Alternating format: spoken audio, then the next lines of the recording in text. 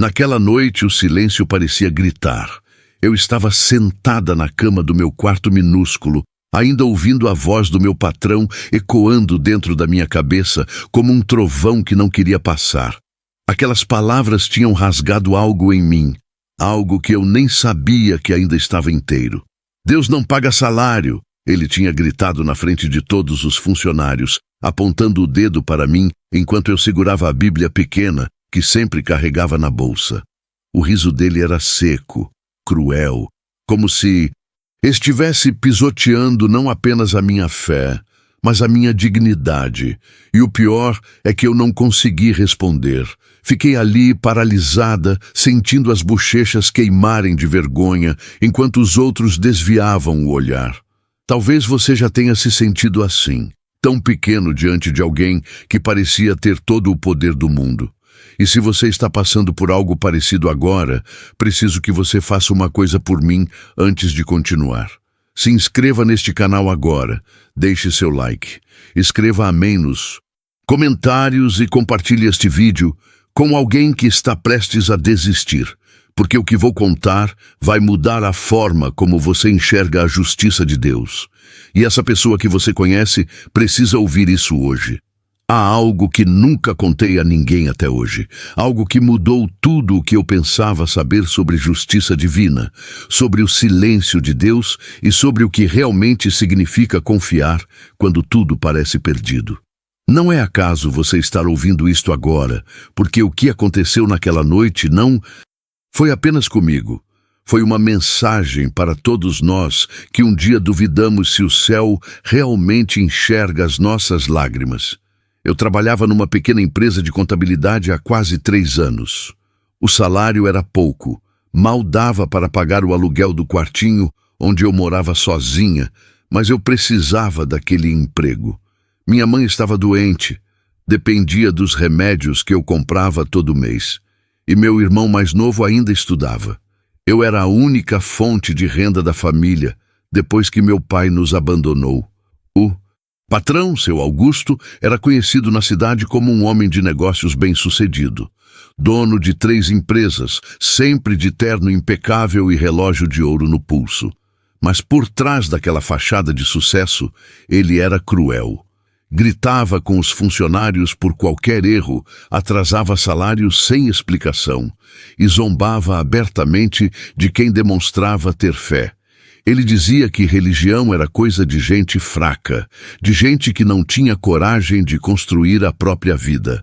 Naquela terça-feira à tarde, eu tinha pedido um adiantamento, só R$ 50, porque o remédio da minha mãe tinha acabado e ela estava com dor. Eu expliquei a situação, humilde, com a voz quase sumindo de tanto medo de ser rejeitada. Ele me olhou de cima a baixo, com aquele sorriso de canto de boca que eu já conhecia bem, e disse que não, mas não parou por aí. Pegou a Bíblia que estava na minha bolsa aberta em cima da mesa e a ergueu no ar, gritando para todos ouvirem. Você fica aí rezando, pedindo para Deus, mas quem paga o seu salário sou eu. Deus não paga salário. Se ele é tão poderoso assim, por que você está aqui me pedindo dinheiro? A risada dele encheu o escritório inteiro. Eu senti as lágrimas queimarem nos meus olhos, mas não deixei cair nenhuma. Peguei minha bolsa, baixei a cabeça e voltei para minha mesa com o coração despedaçado. O som do ventilador era o único ruído na madrugada fria quando finalmente consegui chegar em casa. Eram quase 8 da noite e eu tinha ficado até mais tarde terminando um relatório que ele tinha jogado na minha mesa no último minuto só para me humilhar mais um pouco.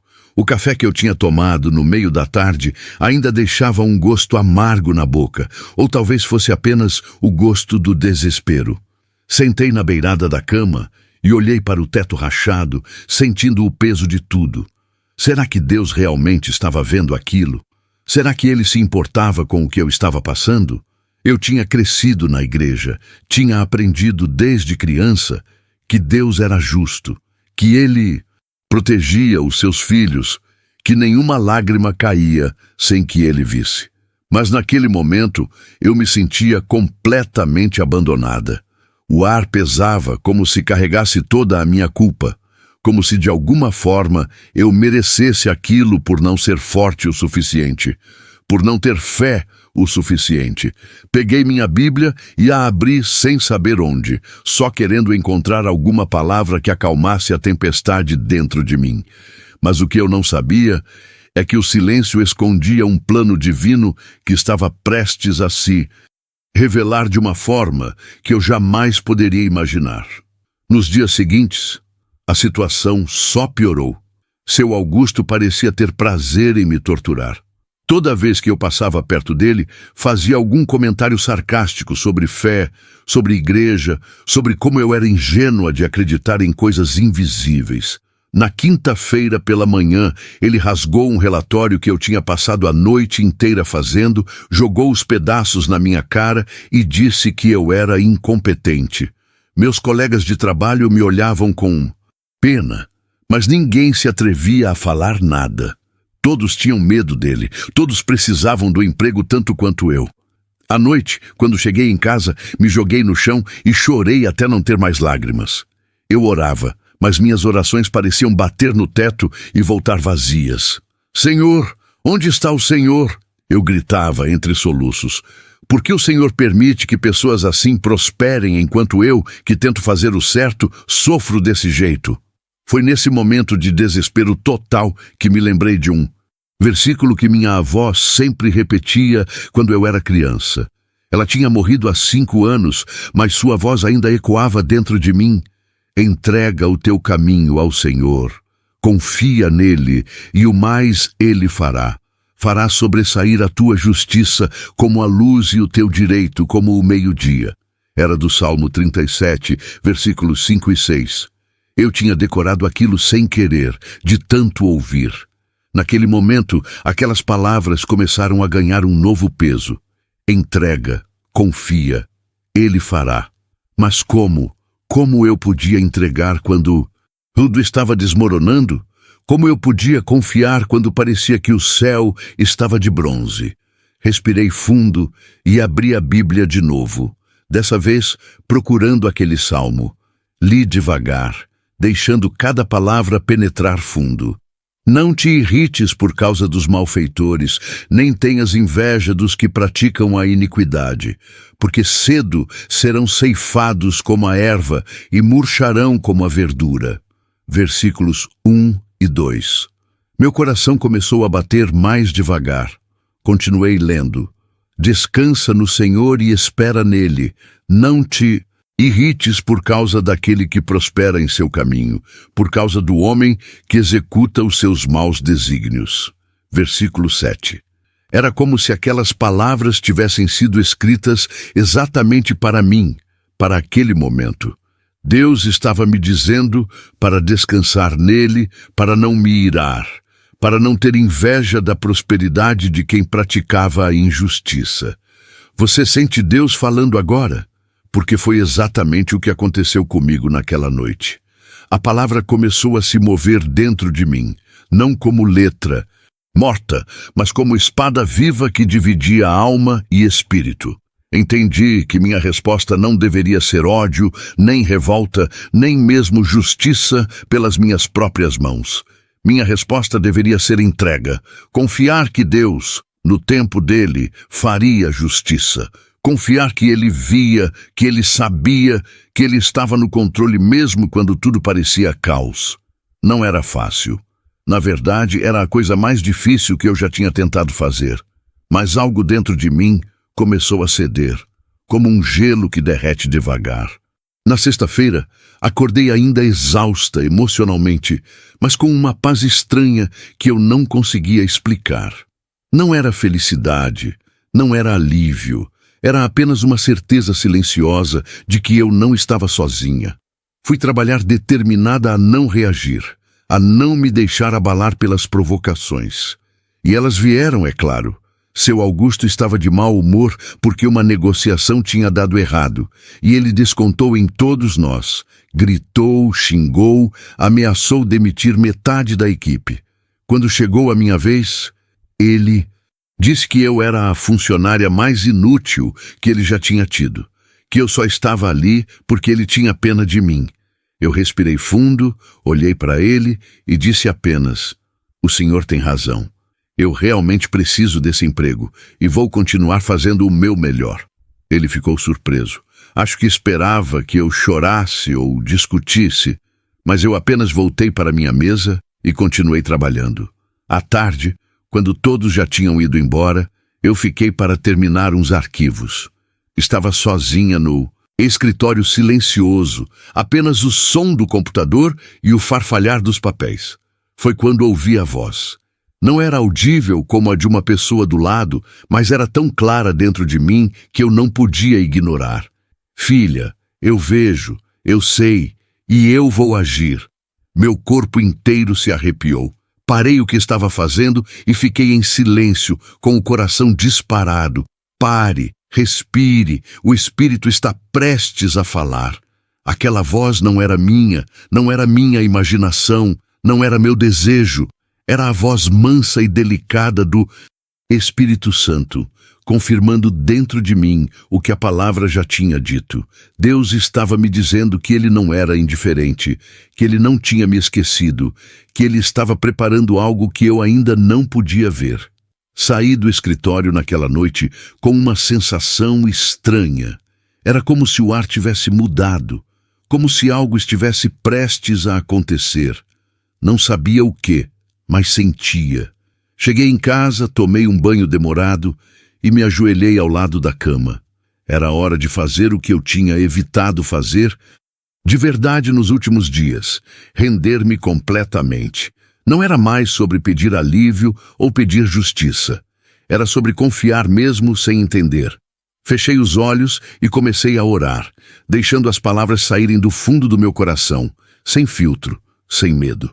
"Senhor, eu me cansei de lutar sozinha, cansei de tentar entender por que coisas ruins acontecem com pessoas que tentam fazer o certo. Cansei de me sentir pequena, fraca, invisível. Eu sei que o Senhor está aí, eu sei que o Senhor me vê, mas preciso que o Senhor me mostre que não estou enganada. Não estou pedindo vingança, Senhor, porque sei que a vingança pertence ao Senhor. Não estou pedindo riqueza nem prosperidade instantânea. Estou pedindo apenas que o Senhor me dê forças para continuar, que me dê sabedoria para agir com justiça, que me dê um coração que não se deixe amargurar. Eu entrego o medo que me paralisa, entrego a vergonha que me faz sentir menos, entrego o passado que ainda me acorrenta. Ensina-me a confiar quando não entendo, a esperar quando tudo parece parado, a amar quando só recebo ódio. Usa essa dor para moldar em mim o caráter de Cristo, que eu seja sal e luz mesmo no meio da escuridão. Que eu reflita o Senhor mesmo quando ninguém está olhando. Ajuda-me a perdoar, Senhor, porque sozinha eu não consigo. Ajuda-me a não desejar o mal de quem me fez mal. E se for da sua vontade, Senhor, mostre-me que o Senhor é justo, não porque eu preciso de prova, mas porque minha fé está fraca e eu preciso ser fortalecida. Amém. Em nome de Jesus, amém. Quando terminei, não ouvi trovões, mas algo em mim começou a se mover. Era como se uma pedra gigante que estava sobre meu peito tivesse sido tirada. Eu conseguia respirar de novo, conseguia enxergar além da dor. Deitei na cama e dormi pela primeira vez em dias sem pesadelos. Foi na madrugada de sábado que tudo mudou. Eu acordei de repente, às 3h14 da manhã, o relógio digital do criado mudo brilhando no escuro.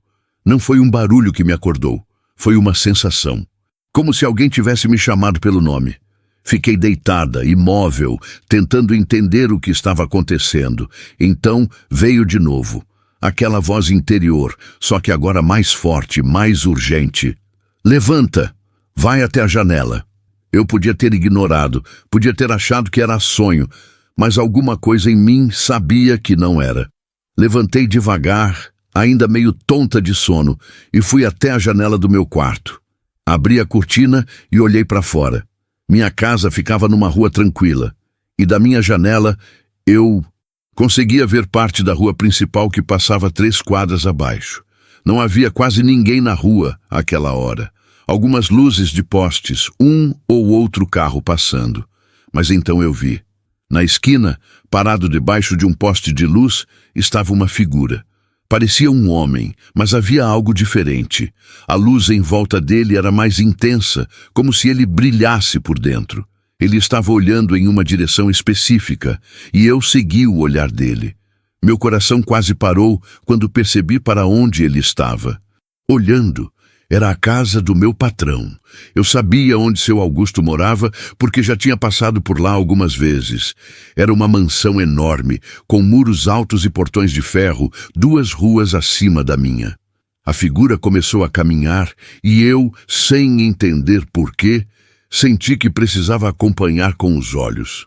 Talvez você esteja onde eu estive, achando que isso parece loucura, que parece história inventada, mas eu juro por tudo que é sagrado que estou dizendo a verdade. Aquele ser, aquela presença luminosa, caminhou pela rua vazia até chegar ao portão da casa do meu patrão, e então ele simplesmente atravessou. Não abriu o portão, não pulou o muro. Atravessou como se o metal não existisse.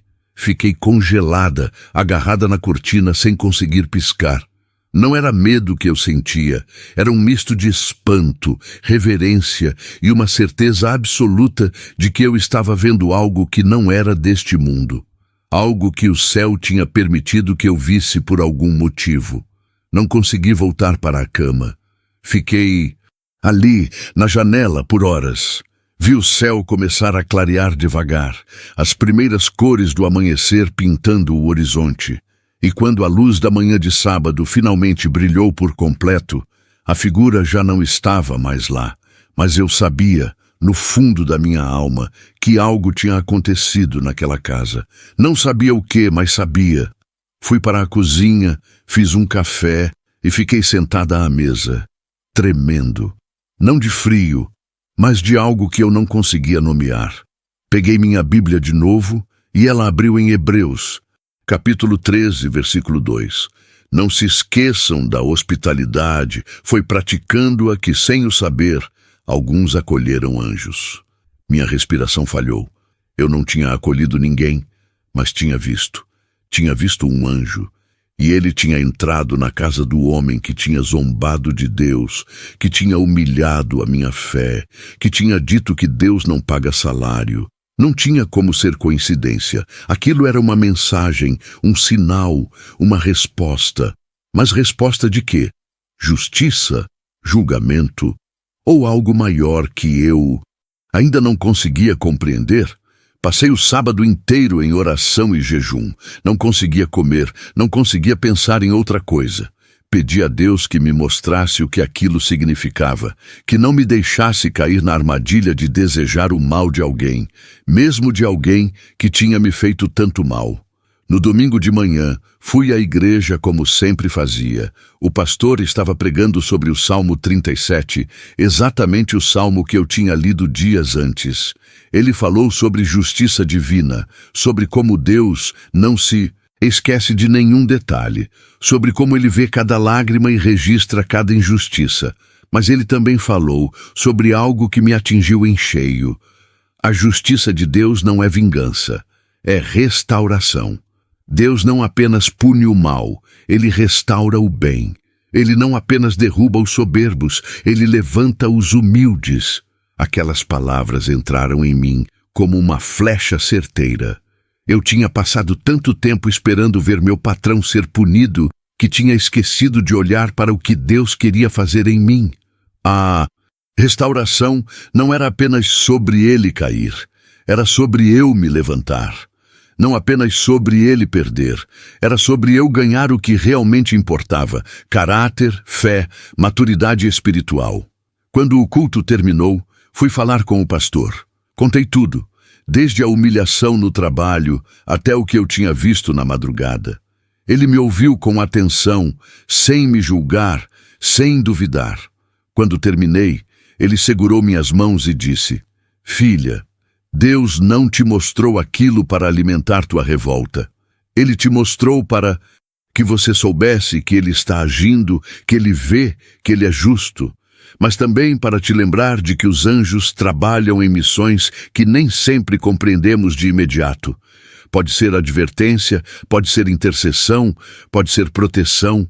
Ore por teu patrão.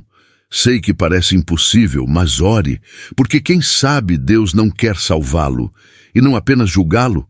Aquilo me chocou profundamente. Orar pelo meu patrão? Pelo homem que me humilhava? Como? Mas então me lembrei de Jesus na cruz, dizendo: Pai, perdoa-lhes, porque não sabem o que fazem.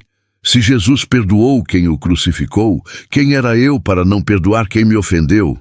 Na segunda-feira, voltei ao trabalho com o coração apertado. Não sabia o que ia encontrar.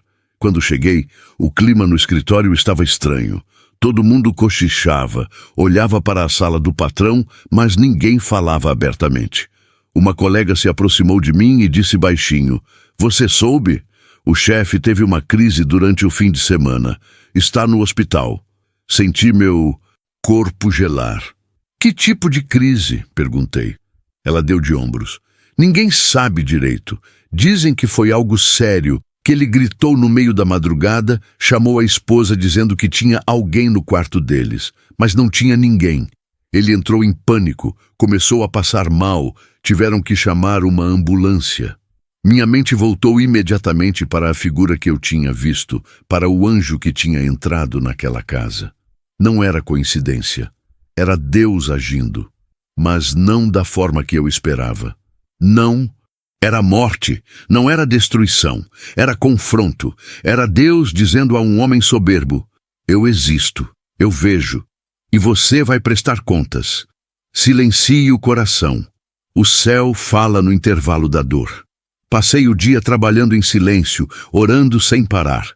À tarde, recebi a notícia de que seu Augusto tinha pedido para me ver. Meu coração disparou. Será que ele ia me demitir? Será que ia me culpar de alguma forma? Fui até o hospital com as pernas tremendo. Quando entrei no quarto, o vi deitado na cama, com aparelhos conectados, o rosto pálido e os olhos fundos. Ele parecia ter envelhecido 10 anos em um fim de semana. Quando me viu, ele fez um sinal para eu me aproximar. Cheguei perto, sem saber o que esperar. Ele olhou para mim por um longo tempo e então disse com a voz fraca: Eu vi algo que não deveria existir, e agora não consigo parar de pensar. E se eu estiver errado? E se Deus realmente existir? Lágrimas começaram a escorrer pelo rosto dele, e eu fiquei ali, sem saber o que fazer. Aquele homem que tinha me humilhado, que tinha zombado da minha fé, que tinha dito que Deus não paga salário, estava agora quebrantado, vulnerável, com medo. E naquele momento eu entendi. Deus não tinha enviado o anjo para destruí-lo. Tinha enviado para salvá-lo, para acordá-lo, para quebrar a dureza do coração dele antes que fosse tarde demais. Sentei na cadeira ao lado da cama e comecei a falar. Contei minha história. Contei como eu também tinha duvidado, como eu também tinha me sentido. Abandonada, como eu tinha chegado ao fundo do poço. Mas contei também como Deus tinha me encontrado lá, como Ele tinha me mostrado que estava presente, como Ele tinha me dado uma paz que eu não conseguia explicar.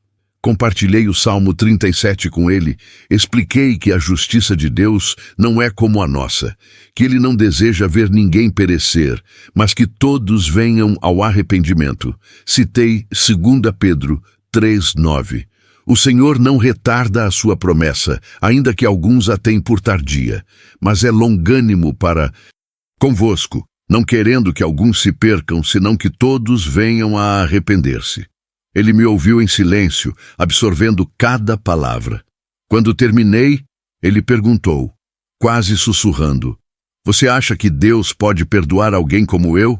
Sorri através das minhas próprias lágrimas e respondi: Eu sei que pode, porque Ele me perdoou. E eu sou uma pecadora tanto quanto qualquer um.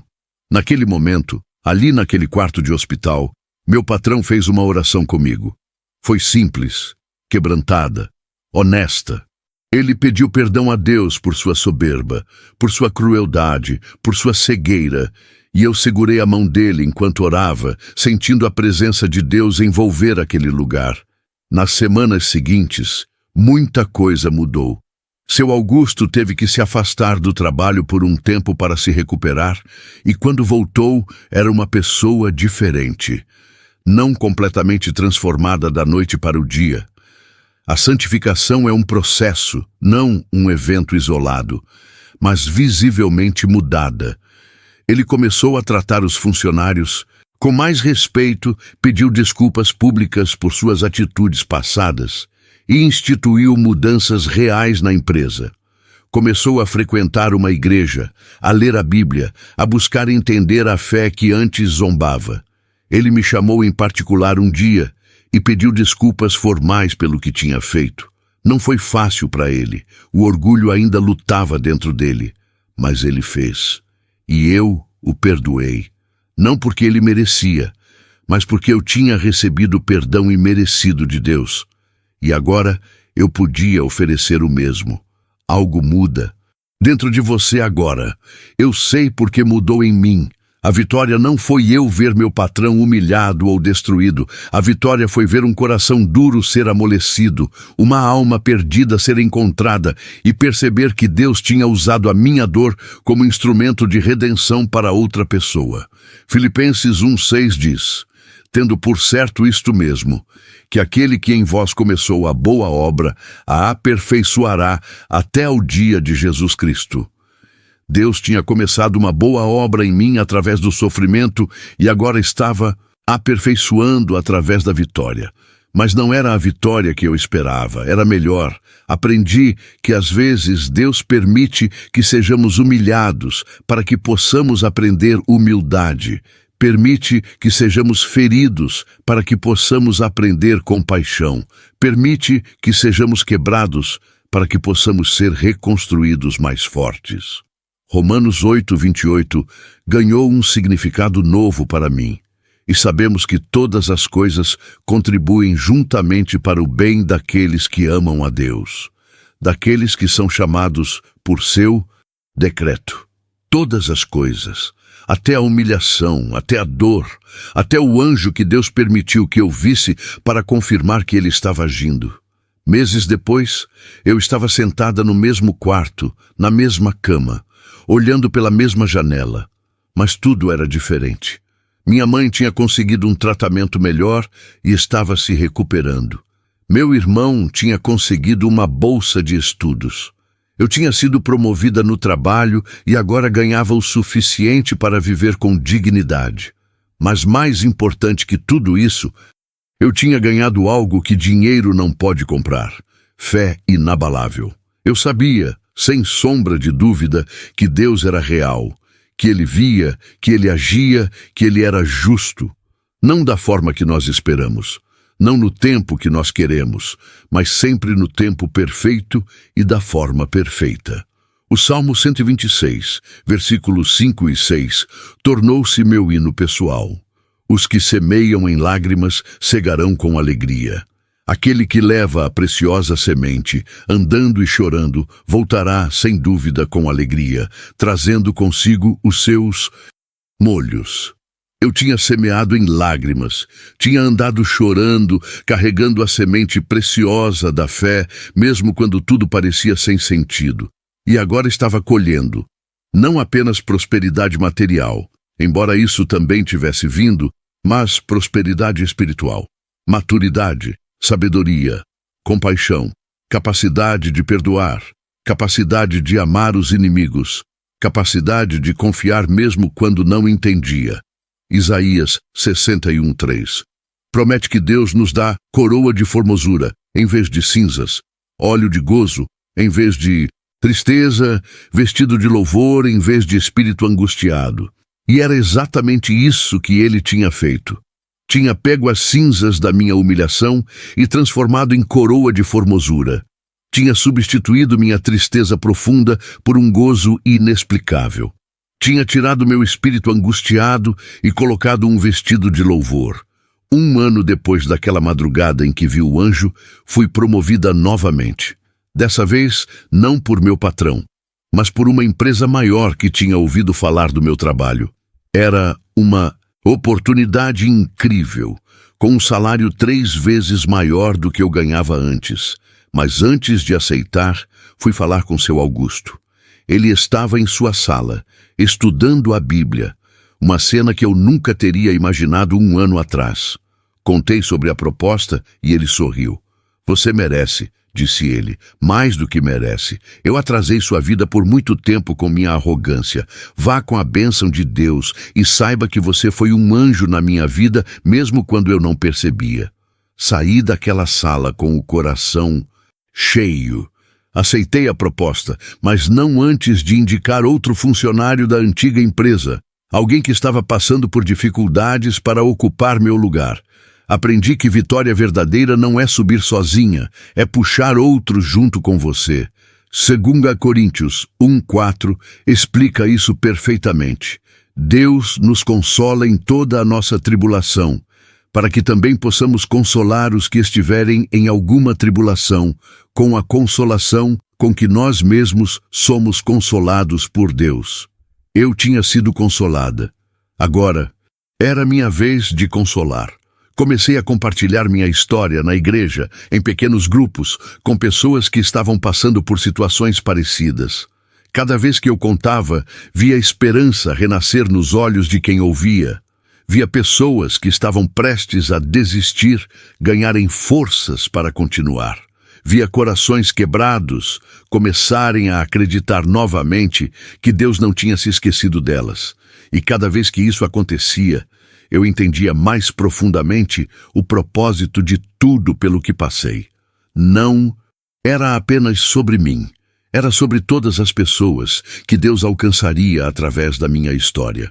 Hoje, quando olho para trás, vejo o caminho todo, vejo cada lágrima, cada humilhação, cada noite sem dormir, mas também vejo a mão de Deus guiando tudo. Ele não causou a maldade do meu patrão, mas usou aquela situação para lapidar meu caráter. Não enviou a dor, mas trabalhou através dela. O anjo que eu vi naquela madrugada não foi apenas um sinal de que Deus estava agindo em relação ao meu patrão. Foi um sinal de que Deus estava agindo em mim. Estava me ensinando a ver além do visível, a confiar além do compreensível, a amar além do possível. Hebreus 13:5 promete: não te deixarei, nem te desampararei. E Deus cumpriu. Mesmo quando eu achava que estava sozinha, Ele estava lá. Mesmo quando eu achava que Ele tinha se esquecido de mim, Ele estava trabalhando. Mesmo quando eu achava que a injustiça venceria, Ele estava preparando a justiça. A história que o céu escreveu na minha vida não foi a história que eu teria escolhido. Foi melhor. Porque não era sobre conforto, era sobre crescimento. Não era sobre evitar dor. Era sobre transformar dor em propósito. Não era sobre vingança, era sobre redenção. Provérbios 3, 5, 6 resume tudo. Confia no Senhor de todo o teu coração e não te estribes no teu próprio entendimento. Reconhece-o em todos os teus caminhos e Ele endireitará as tuas veredas. Eu aprendi a confiar, mesmo sem entender, mesmo quando tudo parecia contraditório. E Ele endireitou minhas veredas de formas que eu jamais poderia ter planejado. Agora, quando passo por dificuldades, e elas ainda vêm, porque a vida cristã não é isenta de provações, eu tenho uma âncora, tenho uma memória viva de que Deus age, de que Ele vê, de que Ele é justo, de que seus caminhos são mais altos que os nossos caminhos. Não preciso mais de provas constantes, porque já vi o suficiente para confiar. Já experimentei o suficiente para saber. Tiago 1,12 diz: bem-aventurado o varão que sofre a tentação, porque quando for provado, receberá a coroa da vida, a qual o Senhor tem prometido aos que o amam. Eu fui provada e recebi a coroa. Não de ouro literal, mas de algo muito mais valioso. Intimidade com Deus, maturidade espiritual, capacidade de influenciar vidas. O patrão que zombou de Deus, dizendo que Deus não paga salário, estava errado. Deus paga. Não necessariamente com dinheiro, embora ele possa fazer isso também, mas com paz, com propósito, com presença. E esses são tesouros que nenhuma riqueza terrena pode comprar. Salmo 34:18 declara: perto está o Senhor dos que têm o coração quebrantado e salva os contritos de espírito. Meu coração foi quebrantado naquele escritório, naquela tarde de humilhação. Mas foi justamente ali, naquele ponto de maior fragilidade, que Deus se aproximou. Foi ali que Ele começou a me salvar, não apenas da situação, mas de mim mesma, da minha teimosia, do meu orgulho disfarçado de justiça, da minha falta de compaixão por quem me feria. E que dizer do meu patrão? Seu Augusto continua caminhando com Deus. Não é perfeito, ainda tropeça, ainda luta com velhos hábitos, mas está na jornada. Ele diz que o anjo que apareceu no quarto dele naquela madrugada, porque sim, ele viu, ele não estava delirando. Mudou tudo. Diz que sentiu terror absoluto, mas também uma compaixão que ele não consegue explicar. Como se aquele ser luminoso dissesse sem palavras: você ainda tem tempo, você ainda pode mudar, mas não demore. E ele não demorou. Aceitou o chamado. Começou a reconstruir não apenas sua vida espiritual, mas suas relações, seu negócio, seu caráter. Hoje, ele é um dos maiores doadores da igreja que frequenta, não para comprar salvação. Já entendeu que não se compra, mas como expressão de gratidão. E ele sempre faz questão de dizer: foi uma funcionária que eu humilhei que me mostrou o caminho. Deus usou justamente aquela que eu mais desprezei para me salvar. Isso é justiça divina. Não destruição, mas restauração. Não condenação, mas redenção. Joel 2:25 promete: e restituir-vos-ei os anos que foram consumidos pela locusta. Deus restituiu. Os anos de humilhação, os anos de luta, os anos de dor, Ele transformou tudo em testemunho, em ministério, em glória para o nome dEle. E o mais impressionante é que Ele fez isso não eliminando os obstáculos, mas me capacitando a atravessá-los. Não removendo os inimigos, mas transformando inimigos em irmãos. Não mudando as circunstâncias imediatamente, mas mudando meu coração no meio delas. Hoje, quando vejo jovens cristãos enfrentando perseguição no trabalho, na escola, na família, eu sei exatamente o que dizer. Não são palavras vazias de conforto barato. São palavras nascidas da experiência real, do fogo que forja, da noite escura que precede a aurora. Digo a eles: não desista, Deus está vendo. Ele está trabalhando mesmo quando você não percebe, e vai usar até isso para o bem, porque é verdade. Romanos 8:37 declara: mas em todas estas coisas somos mais do que vencedores por aquele que nos amou. Mais do que vencedores, não apenas sobreviventes, não apenas pessoas que aguentaram firme, mas vencedores, porque a verdadeira vitória não está em evitar a batalha, está em sair dela transformado, fortalecido, com cicatrizes que se tornaram tatuagens de superação. Minhas cicatrizes agora são meu maior tesouro. Cada uma conta uma história de fidelidade divina. Cada uma prova que Deus não abandona. Quando mostro essas cicatrizes, não as físicas, mas as emocionais, as espirituais, outros ganham coragem para enfrentar suas próprias batalhas. E assim, o reino avança. Não através de pessoas perfeitas, mas através de pessoas quebradas que foram restauradas e agora apontam para o restaurador. Há alguns meses, recebi uma mensagem de uma pessoa que tinha assistido ao vídeo onde contei minha história. Dizia: eu estava prestes a tirar minha vida. Tinha sido demitida injustamente. Minha família tinha me rejeitado por causa da minha fé. E eu não via mais razão para continuar. Mas então vi seu vídeo, vi que você passou por coisa parecida e sobreviveu. E se Deus fez por você, pode fazer por mim. Hoje procurei ajuda. Hoje voltei a orar. Obrigada por não desistir. Quando li aquilo, chorei por horas. Percebi que todo o sofrimento tinha valido a pena. Uma vida salva, uma alma resgatada do abismo. E tudo porque eu escolhi confiar quando não tinha motivos lógicos para confiar. Porque escolhi obedecer quando Deus me disse para perdoar. Porque escolhi compartilhar quando seria mais fácil guardar para mim. Mateus 5,16. Faz sentido completo agora. Assim resplandeça a vossa luz diante dos homens, para que vejam as vossas boas obras e glorifiquem a vosso Pai, que está nos céus. Minha luz não é minha. É reflexo da luz que me alcançou na escuridão. E quando eu resplandeço, não é para que as pessoas me admirem, mas para que vejam aquele que brilha através de mim.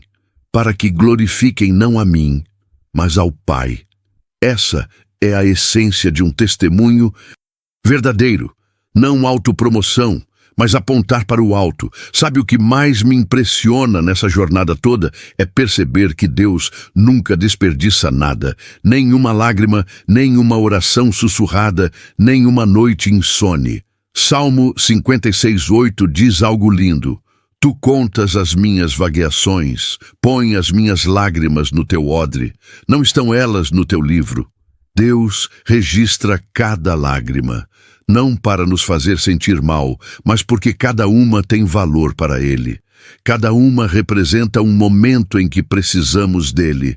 Um momento em que nossa fé foi testada e escolhemos continuar acreditando. Essas lágrimas não são desperdício, são sementes.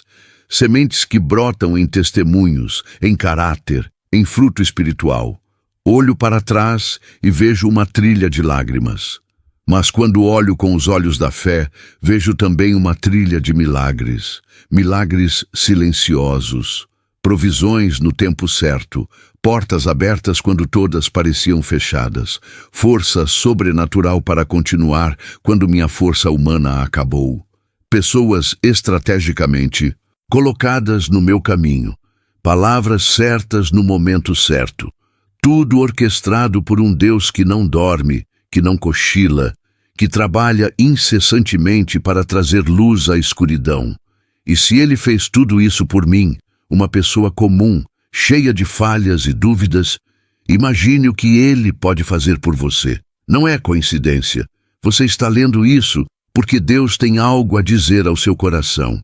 Quero fazer uma pausa aqui para orar com você. Se você chegou até este ponto, não foi por acaso. Foi porque seu espírito reconheceu que há verdade nestas palavras, que há esperança nesta história. E se você está passando por algo parecido, humilhação, injustiça, dor que parece sem fim, eu convido você a orar comigo agora. Não precisa ser em voz alta. Pode ser no silêncio do seu coração. Deus ouve, Ele sempre ouve. Respire fundo e acompanhe comigo. Senhor, agora entendo. O que parecia o fim era apenas o início de algo novo que tu estavas construindo. Eu estava olhando para a tempestade, mas tu estavas olhando para além dela, vendo o arco-íris que viria depois. Perdoa-me por duvidar, por questionar tua justiça, por achar que tu tinhas me esquecido. Sei agora que nunca estive sozinho, que nunca fui abandonado. Cada lágrima que chorei, tu viste. Cada oração que fiz, tu ouviste. E agora entendo que tua resposta nem sempre é tirar a dor, mas dar força para atravessá-la. Senhor, eu escolho confiar. Escolho crer que tu és justo, mesmo quando a justiça demora. Escolho amar mesmo quando só recebo ódio. Escolho perdoar mesmo quando não é fácil. Escolho continuar mesmo quando estou cansado, porque sei que tu és fiel. Sei que o que tu começas, tu terminas. Sei que o que parece morte é apenas o começo da ressurreição. Senhor, usa minha vida, usa minha história, Usa minha dor para curar outras pessoas. Que eu seja sal e luz onde quer que tu me coloques. Que meu testemunho aponte sempre para ti, nunca para mim. Recebo agora a história que o céu está escrevendo em mim. Não sei como ela vai terminar, mas sei quem segura a caneta. E confio plenamente. Em nome de Jesus, aquele que venceu a morte e me deu vida eterna. Amém. Se você orou comigo de coração sincero, algo acabou de mudar no mundo espiritual. Talvez você não sinta nada diferente imediatamente, mas algo se moveu. Anjos foram enviados. O Espírito Santo começou a trabalhar de forma mais profunda. E a história que Deus está escrevendo em você ganhou um novo capítulo. Hoje, muitos anos depois daquela noite em que vi o anjo, eu acordo em paz. Não porque minha vida é perfeita, não é. Ainda tenho contas a pagar, ainda enfrento desafios, ainda luto com minhas fraquezas. Mas acordo em paz, porque sei que não caminho sozinha. Sei que há um Deus que vai à frente, preparando o caminho, que vai atrás, protegendo minhas costas, que vai ao lado, segurando minha mão, e que vive dentro, sustentando-me de dentro para fora. Como posso não ter paz sabendo disso? Hoje, sei que o silêncio era o som da reconstrução. Aquele silêncio que parecia abandono era, na verdade, Deus trabalhando nos bastidores, preparando tudo para o momento certo de agir. Como um maestro que faz uma pausa estratégica antes do clímax da sinfonia. Como um artista que dá um passo atrás para avaliar a obra antes da pincelada final. Como um arquiteto que parece não fazer nada enquanto mentalmente projeta o edifício perfeito. Deus não estava ausente. Estava completamente presente, profundamente envolvido, estrategicamente silencioso. E hoje agradeço até pelo silêncio, porque foi no silêncio que aprendi a ouvir melhor. Foi no silêncio que minha fé cresceu. Foi no silêncio que descobri que Deus não precisa gritar para ser ouvido. Sua voz mansa e delicada ecoa mais alto que qualquer trovão quando estamos com o coração aberto para ouvi-la. O mesmo Deus que falou comigo naquela madrugada, que enviou um anjo para confirmar sua presença e sua justiça, quer falar com você. Hoje, agora. Não necessariamente através de um anjo visível. Isso foi exceção, não regra. Mas através da sua palavra, através da sua paz, através de circunstâncias providenciais, através de pessoas que Ele coloca no seu caminho, através daquela certeza inexplicável que invade seu coração quando você mais precisa. E o que Ele quer dizer? Ele quer dizer, filho, eu vejo você. Eu sei o que você está passando. Eu contei cada lágrima. Eu registrei cada injustiça. E eu vou agir. Talvez não do jeito que você espera. Talvez não no tempo que você quer. Mas eu vou agir. Porque eu sou justo. Porque eu sou fiel. Porque eu te amo com amor eterno. Confia em mim. Mesmo quando não entende. Mesmo quando dói. Mesmo quando parece que eu demorei demais. Confia. Porque eu estou tecendo algo lindo com os fios da tua dor. Estou escrevendo uma história de redenção com a tinta das tuas lágrimas. E quando eu terminar, você vai olhar para trás e ver que cada passo fazia parte do plano. Que cada vale era necessário para apreciar o topo. Que cada noite escura tornava a manhã mais preciosa. Confia em mim. É isso que Deus quer dizer ao seu coração hoje. E se você ouvir, se você acreditar, se você responder com fé, sua história vai mudar. Talvez não as circunstâncias externas imediatamente, embora Deus possa mudar isso também. Mas seu coração vai mudar. Sua perspectiva vai mudar. Sua fé vai crescer.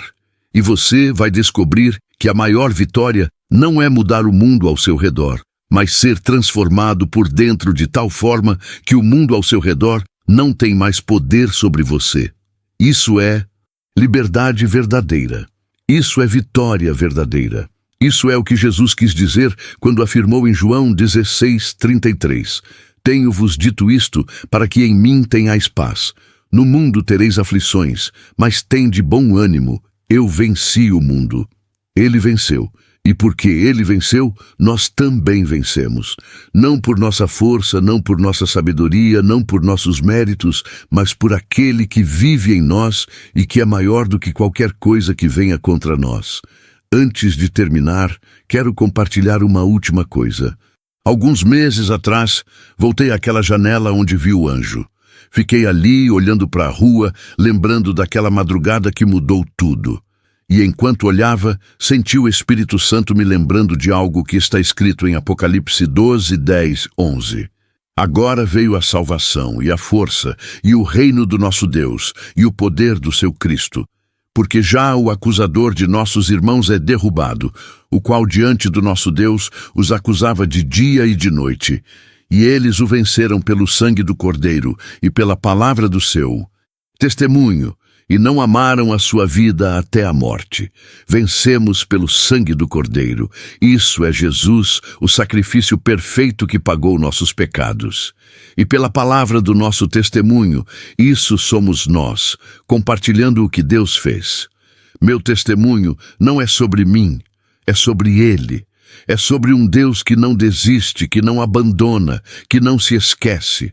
É sobre um Deus que envia anjos quando necessário, que abre mares quando preciso, que derruba muros quando é tempo e que, acima de tudo, transforma corações.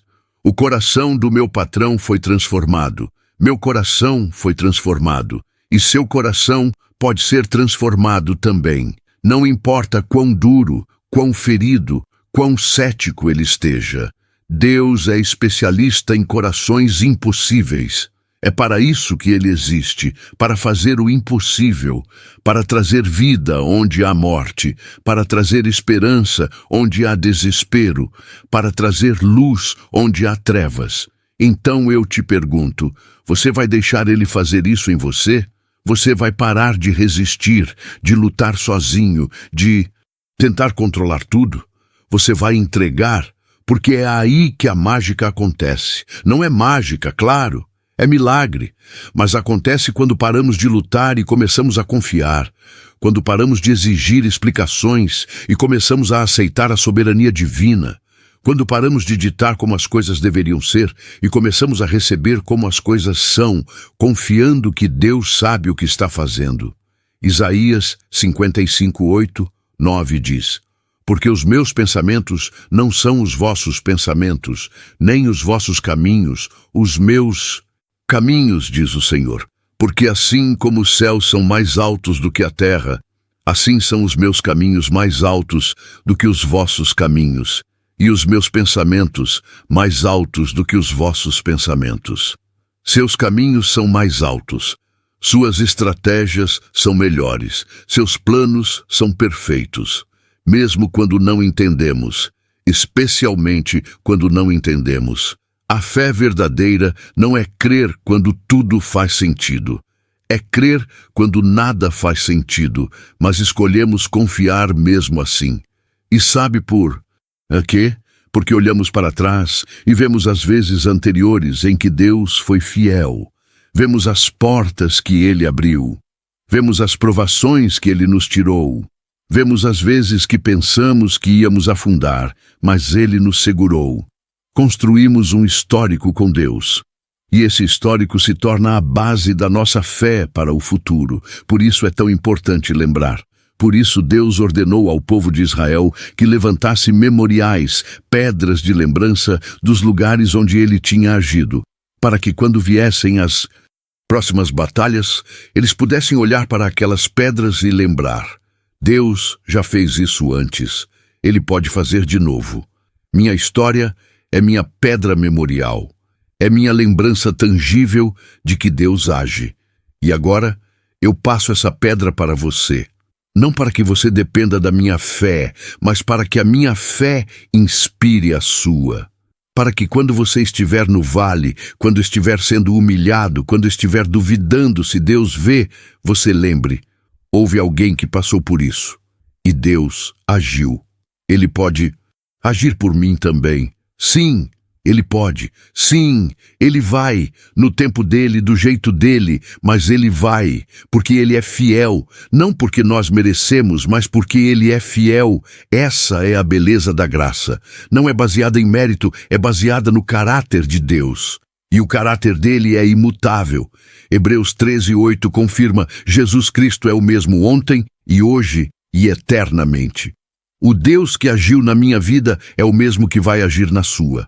Sem mudança, sem variação, sem parcialidade. Ele não tem favoritos. Ele ama a todos igualmente e quer escrever histórias de redenção em cada vida que se abrir para ele. A pergunta não é se ele pode. A pergunta é: você vai deixar? Você vai abrir seu coração? Você vai soltar o controle? Você vai confiar? Eu espero que sim. Oro para que sim, porque você merece experimentar a paz que experimentei, merece ver milagres, merece ter um testemunho poderoso, merece conhecer Deus de forma íntima e real, e tudo isso está disponível.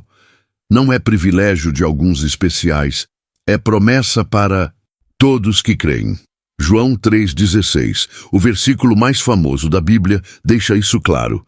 Porque Deus amou o mundo de tal maneira que deu o seu Filho unigênito, para que todo aquele que nele crê não pereça, mas tenha a vida eterna. Todo aquele, não alguns. Todo. Isso inclui você. Não importa o que você fez, onde você esteve, quanto você se afastou, inclui você. O amor de Deus é amplo o suficiente para te alcançar, profundo o suficiente para te sustentar, alto o suficiente para te elevar, e longo o suficiente para nunca acabar. Esse é o Deus que serve. Esse é o Deus que quer ter um relacionamento com você. Não uma religião fria, não regras sem sentido, mas um relacionamento vivo, dinâmico, transformador. O tipo de relacionamento em que você fala e ele ouve, você chora e ele enxuga, você cai e ele levanta, você duvida e ele confirma, você se perde e ele te encontra. Esse é o Deus da Bíblia, o Deus que eu sirvo, o Deus que mudou minha história e o Deus que quer mudar a sua. Então hoje, agora neste exato momento, eu faço um convite a você. Não um convite para me seguir, mas para seguir a Ele. Não um convite para admirar minha história, mas para começar a escrever a sua própria. Não um convite para religião, mas para relacionamento.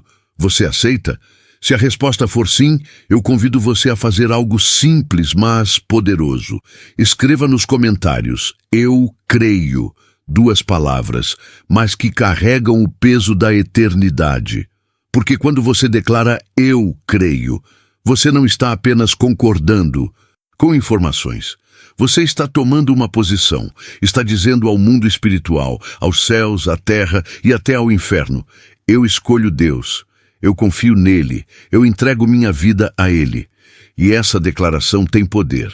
Marcos 16:16 diz: quem crer e for batizado será salvo. A fé é o primeiro passo, e declarar essa fé publicamente é o segundo. Por isso eu te peço, escreva eu creio. Não tenha vergonha, não tenha medo. Jesus não teve vergonha de você quando estava na cruz. Você não pode ter vergonha dele. Agora, Romanos 10:9 promete: se com a tua boca confessares ao Senhor Jesus e em teu coração creres que Deus o ressuscitou dos mortos, serás salvo. Confessa com a boca, crê no coração. Essa é a fórmula, simples, mas eficaz, transformadora, poderosa. Então confessa agora. Escreve nos comentários e depois compartilha este vídeo com alguém que precisa ouvir esta mensagem. Porque você conhece alguém, eu sei que conhece, alguém que está no vale, alguém que está prestes a desistir, alguém que precisa saber que Deus não desistiu dele. Compartilha, seja instrumento de esperança, seja canal de bênção e se inscreve neste canal, ativa o sininho, porque mais histórias assim vêm por aí. Histórias reais, testemunhos poderosos, mensagens que edificam, que fortalecem, que transformam, porque o mundo precisa ouvir que Deus ainda age, que Ele ainda faz milagres, que Ele ainda transforma vidas. E nós somos as testemunhas disso, você e eu, unidos pela mesma fé, conectados pelo mesmo Espírito, marchando em direção ao mesmo destino, a eternidade com nosso Pai. Que Deus abençoe você ricamente, que Ele cuide da sua família, que Ele proteja seus sonhos, que Ele multiplique suas finanças, que Ele cure suas feridas, que Ele restaure seus relacionamentos, que Ele renove suas forças, que Ele escreva em você a mais linda história que o céu já escreveu. No nome poderoso de Jesus Cristo, amém e amém. Até o próximo vídeo. Fique em paz.